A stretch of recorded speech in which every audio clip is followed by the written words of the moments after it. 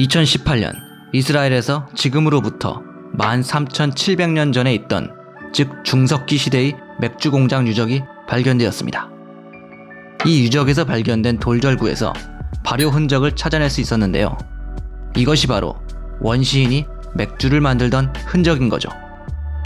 이것은 기존의 이집트에서 발견된 8,000년 전의 맥주 공장보다 5,000년이 더 앞당겨진 발견입니다. 그런데 이 발견으로 인해 역사학계에는 흥미로운 가능성이 하나 떠올랐습니다. 그것은 바로 우리 인류의 역사 속에서 농경의 역사보다 맥주의 역사가 더 길었을 가능성입니다. 이 유적은 신석기 혁명, 즉 농업혁명이 나타나기 이전인 중석기 시대의 것으로서 아직 수렵 채집 생활을 하며 문명의 길을 걷지 않고 있을 때의 것입니다.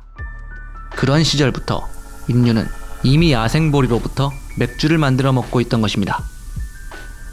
농산물이라는 개념이 없던 시절부터 이미 맥주를 만들어 먹고 있었다니 인간에게는 맥주 DNA가 있는 것이 틀림없습니다. 그리고 시간이 지나 맥주는 어느덧 고대 사회에서 야만과 구분되는 문명의 상징으로 자리 잡았습니다. 고대 수메르 왕국의 서사시 길가메시에서는 야만인이었던 엔키두가 빵과 맥주를 먹고 비로소 문명인이 되는 에피소드도 실려 있습니다. 맥주를 먹어야 문명인이 될 수 있다니 100일 동안 마늘과 쑥 먹는 것보다는 훨씬 나은 기준인 것 같은데요. 그렇다면 고대의 인류는 어떤 방식으로 맥주를 만들었을까요? 비슷한 시기에 탄생했던 와인은 훨씬 만들기가 좋았습니다. 왜냐하면 와인의 원료가 되는 포도와 같은 과일은 이미 그 자체로 당분이 충분하고 수분 함량도 높아 내버려두면 그대로 발효가 되었기 때문입니다. 하지만 맥주의 원료가 되는 보리와 같은 곡식들은 녹말의 형태이기 때문에 내버려둔다고 발효가 되진 않습니다. 녹말을 당분으로 바꿀 한 가지 과정이 더 추가되어야 합니다. 따라서 학자들은 고대의 맥주가 탄생하는 두 가지 경로를 상상해 보았습니다. 첫 번째 가설은 죽설입니다. 고대 메소포타미아인들이 먹던 곡물로 만든 죽이 술이 되었다고 보는 가설입니다. 이 사람들은 메가로 죽을 자주 해먹었습니다. 여기서 메가란 보리의 싹을 튀어놓은 상태를 말합니다. 이렇게 보리가 메가가 되면 디아스타제라는 당화효소가 만들어져 원래의 녹말 성분이 당분으로 바뀌어져 버립니다. 그 결과 메가로 만든 죽은 달달해서 사람들이 좋아했겠죠. 그런데 어느 날 우연히 누군가가 메가죽을 방치해두는 사건이 일어났고 죽에서는 메가의 당분으로 인해 발효라는 아주 즐거운 현상이 일어나 버립니다. 이걸 우연찮게 먹게 되어 그 맛에 감탄한 누군가는 인류 최초의 맥주인이 되었을 수도 있습니다. 두 번째 버전은 빵설입니다. 고대인이 매일 먹던 빵을 만드는 과정에서 맥주가 탄생되었을 것이라 추측하는 설이죠. 실제로 고대 맥주의 레시피는 메소포타미아와 이집트 모두 같았는데 먼저 메가로 만든 빵을 부숴서 물과 섞어 항아리에 둔 다음 발효시키는 과정으로 되어 있습니다. 빵설은 이 점에 착안한 추측이죠. 이번에도 어김없이 고대 사람들은 우연히 빵을 바깥에 두었고 이것이 비를 맞아 젖어버렸는데 깜빡하고 이것을 방치해 두었더니 얼마 후 아주 즐거운 발효 현상이 나타나게 된 것입니다. 그리고 또 우연찮게 누군가가 구수한 발효향에 이끌려 이 술빵을 먹어보게 되었고 처음 먹어본 맥주 맛에 감탄한 그는 또 다른 인류 최초의 맥주인이 되었을 수도 있습니다. 물론 두 설 중 누가 먼저인지는 정확히 알 수는 없겠죠. 또 한편으로는 맥주를 만들다 보니 빵이 만들어졌다는 설도 있습니다. 이 설도 저는 가능성이 있다고 봅니다. 이렇게 해서 발견된 맥주는 메소포타미아와 이집트에서 아주 흔한 물품 중 하나가 되어버립니다.